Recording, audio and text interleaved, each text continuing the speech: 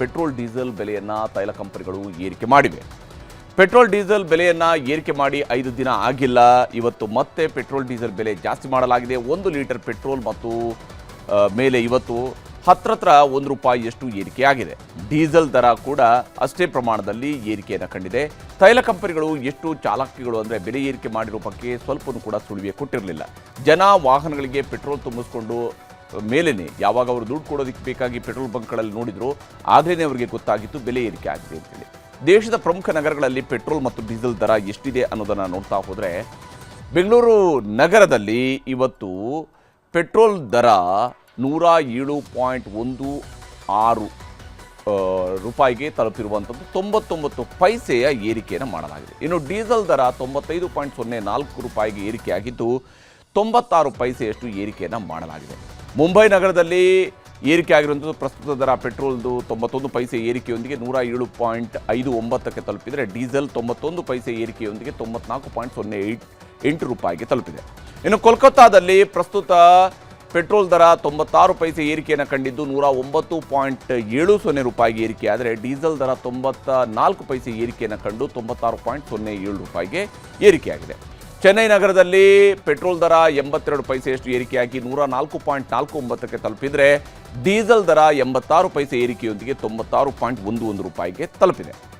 ದೆಹಲಿಯಲ್ಲಿ 87 ಪೈಸೆಯಷ್ಟು ಏರಿಕೆಯಾಗಿ ಪೆಟ್ರೋಲ್ ದರ ₹98.64 ತಲುಪಿದರೆ ಡೀಸೆಲ್ ದರ 91 ಪೈಸೆ ಏರಿಕೆಯಾಗಿ ₹91.58 ಏರಿಕೆ ಆಗಿದೆ.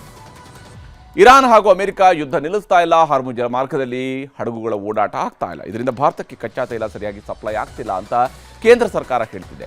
ಜೊತೆಗೆ ಫೆಬ್ರವರಿಯಲ್ಲಿ $69 ಇದ್ದಂತಹ ಬ್ಯಾರಲ್ ಕಚ್ಚಾ ತೈಲದ ಬೆಲೆ ಈಗ $112 ತಲುಪಿದೆ.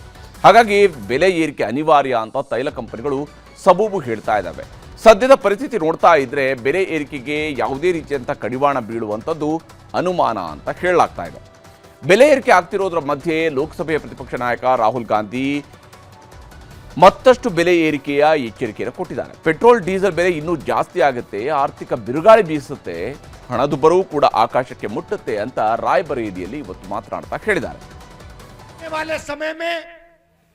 पेट्रोल डीजल केरोसिन के दाम आसमान में पहुंचने जा रहे हैं. आपको दिखेगा आर्थिक तूफान आने जा रहा है. ऐसा तूफान जो हमने पहले नहीं देखा है. महंगाई बढ़ेगी, आसमान की ओर जाएगी. पेट्रोल का दाम, डीजल का दाम आसमान की ओर जाएगा. ಹೀಗೆ ಪೆಟ್ರೋಲ್ ಡೀಸೆಲ್ನ ವಿಚಾರದಲ್ಲಿ ಒಂದು ಕಡೆ ರಾಜಕೀಯದ ವಾಗ್ದಾಳಿ ನಡೀತಾ ಇದೆ, ಮತ್ತೊಂದು ಕಡೆಯಲ್ಲಿ ಜನಸಾಮಾನ್ಯರ ಮೇಲೆ ಪೆಟ್ರೋಲ್ ಡೀಸೆಲ್ ದರ ಏರಿಕೆಯ ಬಿಸಿಯೂ ಕೂಡ ತಟ್ಟುತ್ತಾ ಇದೆ. ಕೇಂದ್ರ ಸರ್ಕಾರ ಈಗಾಗಲೇ ಪೆಟ್ರೋಲ್ ಡೀಸೆಲ್ನ ಬಳಕೆಯನ್ನು ಆದಷ್ಟು ಕಡಿಮೆ ಮಾಡಿ ಅಂತ ಹೇಳ್ತಾ ಇದೆ. ಆದರೆ ಜನ ಬಳಕೆ ಮಾಡ್ತಾ ಇರುವಂಥ ಜನರಿಗೆ ಅನಿವಾರ್ಯವಾಗಿ ಹೆಚ್ಚು ಹಣವನ್ನು ಪಾವತಿ ಮಾಡಲೇಬೇಕಂತ ಅನಿವಾರ್ಯತೆ ಕೂಡ ಎದುರಾಗಿರುವುದು.